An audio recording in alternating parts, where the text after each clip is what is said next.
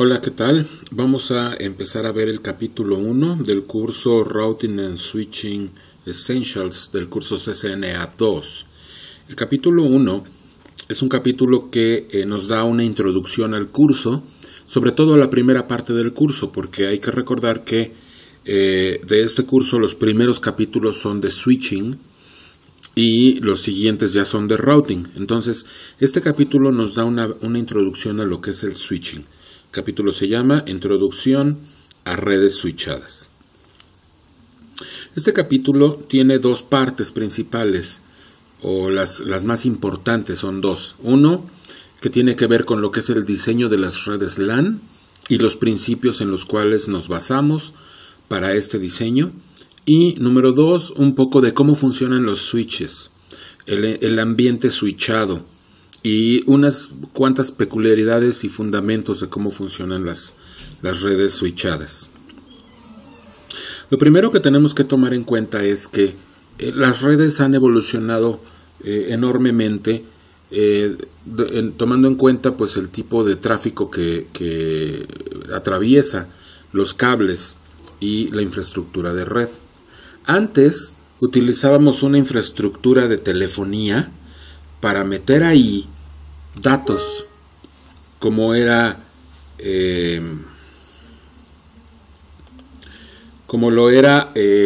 por ejemplo el teléfono o la red telefónica, en donde nosotros metíamos datos mediante una máquina de fax o donde metíamos datos mediante un módem analógico en líneas analógicas, ¿no? Esto ha ido evolucionando tanto que hoy en día las líneas telefónicas son líneas de datos, y en esas líneas de datos nosotros metemos telefonía, todo lo contrario de lo que hacíamos antes. En estas líneas de datos nosotros podemos meter correo, podemos meter señales de video para vigilancia, podemos meter prácticamente cualquier tipo de comunicación, ¿ok? Entonces, para que todos estos datos puedan entrar a esa red, pues se requiere de equipos sofisticados, equipos llamados redes convergentes o equipos convergentes, en donde prácticamente podemos nosotros conectar a un switch, podemos conectar un teléfono de voz sobre IP, podemos conectar una cámara, podemos conectar una televisión, un Blu-ray, o una computadora, o un access point inalámbrico para poder conectar dispositivos inalámbricos, teléfonos celulares, prácticamente cualquier cosa la conectamos a la misma red. Ese es el concepto de red convergente, o de red también, el concepto también se le conoce como concepto de red unificada. Obviamente, tantas cosas que metemos en la misma red pues requieren que los equipos sean sofisticados y que cada vez soporten más servicios y más velocidades. Entonces, para que eso pueda ocurrir, se requiere de que estemos respetando ciertos principios de diseño. Uno de esos principios es el diseño jerárquico en las redes. El diseño jerárquico contempla 3 niveles de jerarquía, en donde tenemos, voy a adelantarme una imagen, tenemos una parte de núcleo. Esta parte de núcleo puede estar conformada por un solo equipo o tal vez un anillo conectando 4 o 5 switches, pero es la parte central de la red. En esta parte central de la red, nosotros tenemos los equipos más poderosos, más rápidos y que solamente se dedican a switchar a altas velocidades. A esta parte del núcleo le conectamos la capa de distribución. En la capa de distribución tenemos switches de mediana envergadura que lo que hacen es controlar accesos, implementar políticas, meter filtros de tráfico, etc. Y a su vez, a estos switches de capa de distribución podemos meter switches de capa de acceso, que es donde nosotros conectamos a los usuarios finales. Usuarios finales, access points, dispositivos inalámbricos o simplemente computadoras cableadas o servers, etc. Los usuarios, al final de cuentas, se encuentran en la capa más externa. ¿Ok? Me voy a regresar a la imagen anterior en donde teníamos aquí nuestra capa de núcleo, capa de distribución y capa de acceso. En empresas más pequeñas o empresas de medianas a pequeñas, esto es demasiado, entonces se ha colapsado el núcleo y la capa de distribución en una sola capa llamada Collapsed Core o núcleo colapsado. Entonces esto nos sirve para redes más pequeñas. Esto es el principio de jerarquía. Las redes, si son jerárquicas, la transmisión de datos, la búsqueda de información, cualquier cosa es más eficiente, es más rápida. Pero el hecho de que sea jerárquico este modelo también nos brinda otras ventajas, como por ejemplo la modularidad. Esta es una red modular, porque si nosotros lo que queremos es crecerla, por ejemplo, ponemos un nuevo edificio a nuestra red corporativa, pues simplemente conectamos un nuevo módulo, un nuevo cable, con un switch o 2 o 3 de capa de distribución y varios switches conectados a su capa de acceso en esa capa de distribución. ¿Ok? Entonces eso sería modular. La naturaleza de modular de una red hace que la red a su vez sea escalable, porque si lo que queremos es crecer, basta con agregar módulos y eso hace que no sea necesaria configuración adicional o grandes cambios en la configuración de una red. ¿Okay? También tenemos el principio de resiliencia que debe de ser observado a la hora de que diseñamos una red.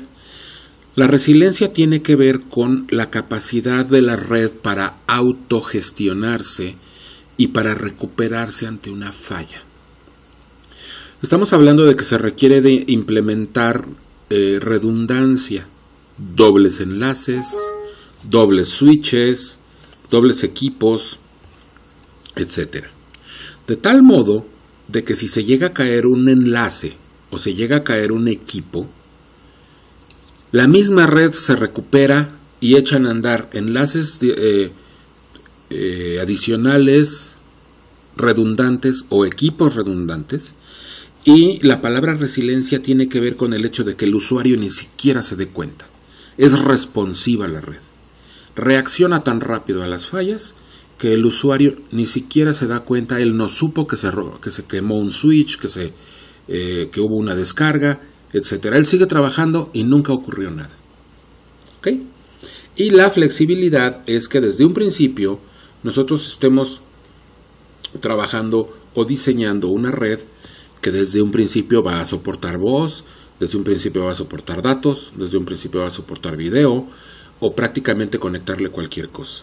Eso sería respetar el principio de flexibilidad. Muy bien, otra cosa que hay que tomar en cuenta en nuestros diseños es el tipo de switches que vamos a implementar. Y una de las características importantes de esto es el form factor o el tipo de switch desde el punto de vista arquitectura o construcción. Tenemos switches que son fijos, en donde los puertos que tienen ya vienen de fábrica y tú no le puedes agregar nuevos puertos o quitarlos o cambiarlos. Estos ya vienen fijos y simple y sencillamente pues tienen puertos de mediana o alta velocidad para conectar hosts. Y aquí en esta parte del lado derecho de los switches tienen puertos de mucha más alta velocidad para hacer o permitir que los switches sean conectados entre sí. Pero su configuración es fija y si compraste un switch con 24 puertos, toda su vida va a ser de 24 puertos. Por otro lado están los switches modulares. Estos prácticamente es un cajón con un bus en la parte de atrás, un backplane, al cual tú conectas tarjetas. Entonces tú vas comprando tarjetas y se las vas agregando a ese mueble y a lo mejor puedes comprar una tarjeta que contenga 48 puertos gigabit y puedes después comprar una tarjeta que contenga 96 puertos fast ethernet y luego comprar una tarjeta que tenga 4 puertos de 10 gigabit. Entonces tú le vas agregando los puertos conforme los vas necesitando. La cosa curiosa de estos switches modulares es que tú puedes hacer eso de una manera en caliente o hot swappable, le llaman. De tal modo de que el switch está funcionando, tú llegas con tu tarjeta nueva, la sacas de la caja, la metes y el equipo automáticamente reconoce esa tarjeta. No tuviste ni siquiera que apagar el switch. ¿Ok? Ya está corriendo un protocolo en la tarjeta que conecta a todas estas tarjetas opcionales y ese protocolo permite que las tarjetas nuevas se vayan agregando sin intervención del usuario más que la física que se requiere para meter la tarjeta en la ranura. Otro de los tipos de switches más utilizados, sobre todo en empresas medianas a grandes y sobre todo para la capa de acceso, son los switches destacables o switches apilables. Los switches apilables tienen unos cables gruesos en la parte de atrás que, como pueden ustedes ver, conectan, por ejemplo, este switch que está hasta arriba conecta con el de hasta abajo con el que sigue hacia arriba, ese mismo con el que sigue hacia arriba y así sucesivamente. Se forma como un anillo. La característica más interesante de estos switches es de que una vez que tú los conectas, el switch principal, que en este caso es el que está arriba, visualiza a todos los de abajo como si fuera el mismo equipo, como si fuera la misma caja. ¿Ok? Entonces, vamos a pensar que el switch de hasta arriba tiene 48 puertos y el que sigue también. Y que inicialmente echaste a andar tu red con este solo switch, el de hasta arriba. Y de pronto llegaste con el que está abajo y se lo conectaste mediante estos cables. Lo que va a hacer este switch de arriba es reconocer al de abajo como parte de sí mismo. Y él se va a considerar a sí mismo un switch que tiene 96 puertos, en lugar de considerar dos switches de 48. De manera que cuando tú los configuras es como si configuraras un solo switch. Muy bien. El concepto general del switcheo es el siguiente. Los switches son dispositivos que revisan los encabezados de las tramas para tomar, o mejor dicho, para tomar la mayoría de sus decisiones. Principalmente examinan el campo dirección MAC origen para aprender qué equipo o qué MAC address está conectado a un puerto en particular. Tú conectas una computadora a un switch en el puerto 10. Cuando esa computadora envía una trama, el switch lo primero que hace es checar la dirección MAC origen y entonces escribe en una tabla llamada tabla de MAC address, escribe que en ese puerto 10 está conectada la MAC address 110.110. ¿Ok? Y de esa manera el switch va poblando su tabla de MAC. Denme un segundo.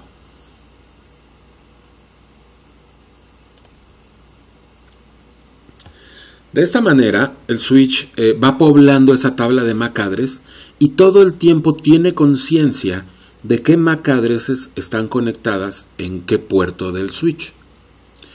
De modo que cuando el switch recibe una trama de unicast, una trama que va dirigida específicamente a la MAC address 10.1.10.1, él ya sabe, consulta la tabla de MAC address y ya sabe que esa MAC address está conectada en el puerto 10, entonces él establece un canal privado, virtual, entre la computadora que mandó esa trama y la que está conectada en el puerto 10.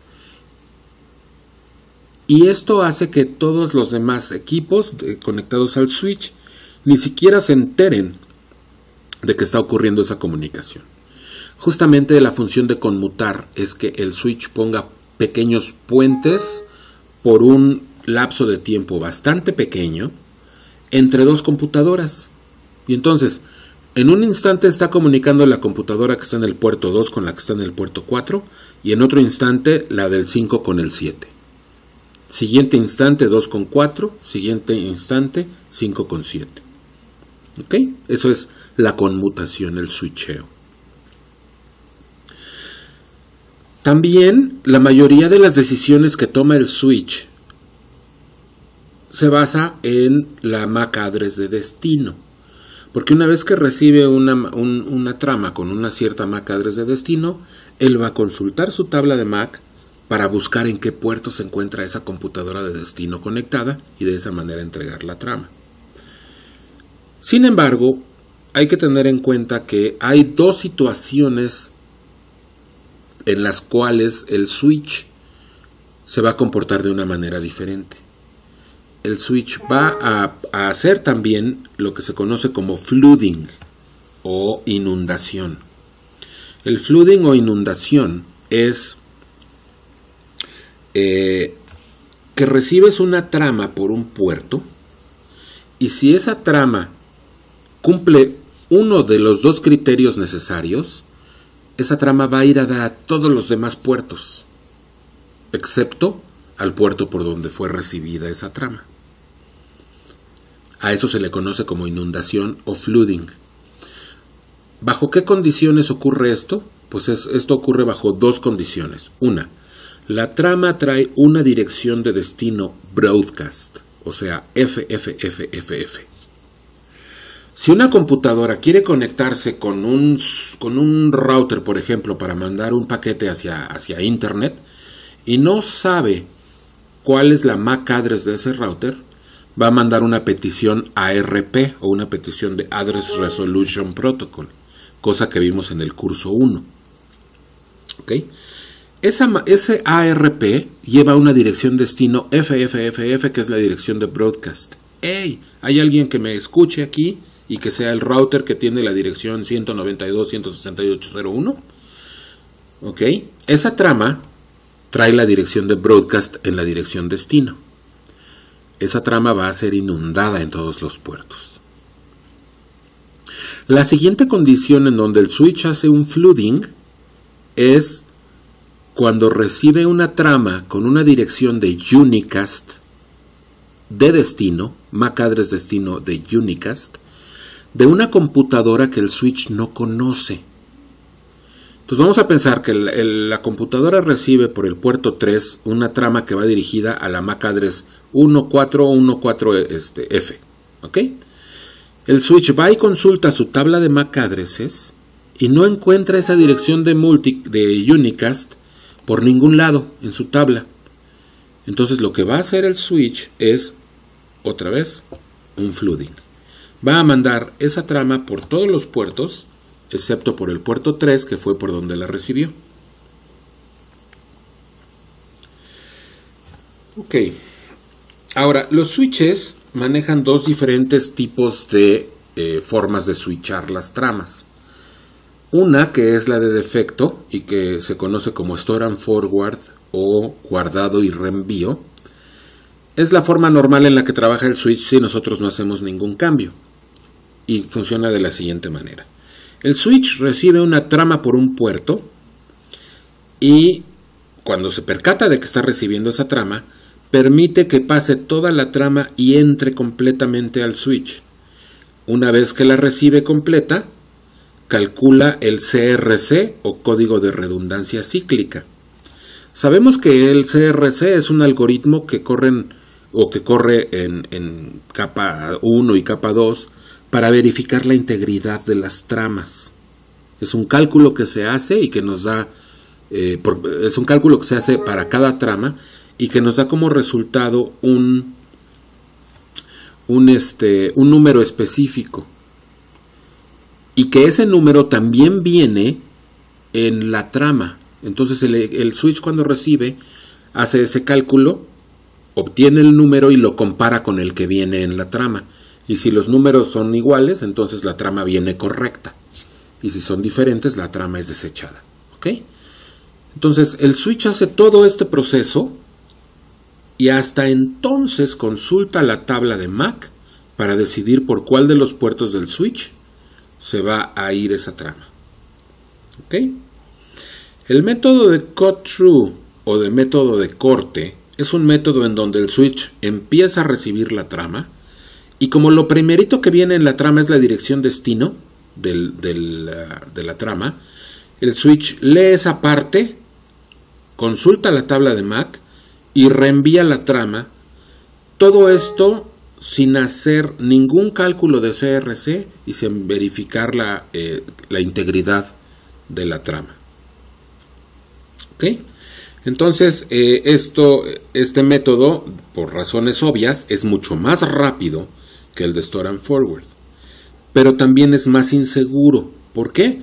Porque este método permite el paso de tramas con errores. Si la trama llegó con un error, el switch ni siquiera se dio cuenta y la dejó pasar al puerto de destino sin haber sido revisada esa trama. ¿Ok? ¿Dónde puedo ocupar el Store and Forward y dónde puedo ocupar Cut Through? Si yo tengo una infraestructura de cableado estructurado que está hecha en fibra o que está hecha en cobre, pero con certificación, si ya se le hicieron pruebas al cableado y está muy bien hecho y está libre de errores, etcétera, es una infraestructura confiable, yo puedo implementar el método de Cut Through para acelerar mi red. Pero si yo sé que el cableado está viejito, que no me han dado lana para cambiarlo, que ya sabemos que está metiendo errores, etcétera, pues el meter el modo Cut Through solo me va a traer problemas. Lejos de darme velocidad, me va a dar problemas. Entonces, en ese caso, lo mejor es Store and Forward. ¿Okay? La mayoría de los errores, desde luego, son introducidos en una red por una infraestructura física deficiente. Finalmente vamos a revisar un par de conceptos, lo que son dominio de colisiones y el dominio de broadcast. El dominio de colisiones es aquel que, si recordamos los conceptos del curso 1, y si recordamos cómo funciona Carrier Sense Multiple Access with Collision Detection, que es CSMACD, en donde una computadora que tú conectas a una red Ethernet lo que hace es checar el medio antes de transmitir. Si lo encuentra disponible, transmite y transmite en ambos sentidos de un bus. Y que si otra computadora hace lo mismo al mismo tiempo, va a enviar también un paquete en el medio compartido y va a chocar con el de la otra computadora. Esa es la colisión. ¿Ok? El dominio de colisiones es el área de una red en la cual una trama puede chocar con otra. Vecinos del mismo dominio de colisiones son computadoras que conectamos al mismo hub. Todos los puertos de un hub pertenecen al mismo dominio de colisiones. Sin embargo, en los switches, cada puerto es un dominio de colisiones por sí solo. Esto quiere decir que para que nosotros veamos un paquete colisionar, tendríamos que instalar un hub que ya solamente encontramos en museos, porque ya no hay, aunque los quisiéramos comprar, ya no los venden. ¿Ok? Y si hablamos de las redes inalámbricas, los access points, que también es un medio compartido, podemos creer que las tramas van a chocar también ahí, porque pues es el aire y lo que ustedes quieran. Pues no. Los access points, los routers inalámbricos, utilizan un protocolo diferente que se llama CSMA-CA, o Carrier Sense Multiple Access with Collision Avoidance. Los access points inalámbricos, routers inalámbricos, evitan las colisiones. Entonces, hoy en día, repito, va a ser muy difícil que veamos un paquete colisionar. Los switches tienen un dominio de colisiones en cada uno de sus puertos y los hubs ya prácticamente no se utilizan. Sin embargo, ese es un concepto que tenemos que saber porque también pues, pueden venir en los exámenes, ¿no? Bien, y por otro lado, los dominios de broadcast. Para explicar el dominio de broadcast, frecuentemente utilizo el ejemplo de un salón de clases. Un salón de clases, está el profesor parado y está hablando, y hasta donde llega su voz es el dominio de broadcast. Él está de hecho haciendo un broadcast a la hora de que habla, y adentro del salón se encuentran varios estudiantes escuchando ese broadcast. ¿Qué limita ese broadcast? Pues lo limitan las paredes, lo limitan los cristales, la puerta. ¿Ok? En el caso de los datos, un dominio de broadcast se puede traducir así muy rápidamente y con unas cuantas palabras a una subnet. Una subnet es un dominio de broadcast. ¿Qué limita el dominio de broadcast? Pues lo limita desde el punto de vista lógico la máscara de red. La máscara indica de dónde a dónde va ese dominio de broadcast o desde qué dirección hasta qué dirección. Físicamente, el dominio de broadcast es limitado por los routers. Recuerden que los routers son firewall de broadcasts. Los routers son barreras que no dejan pasar los broadcasts. ¿Ok? Entonces, los dominios de broadcast es el área en donde yo puedo hablar y hasta donde soy escuchado. En los switches, si no tenemos implementadas VLANs, lo de VLANs es un concepto que vamos a ver un par de capítulos más adelante.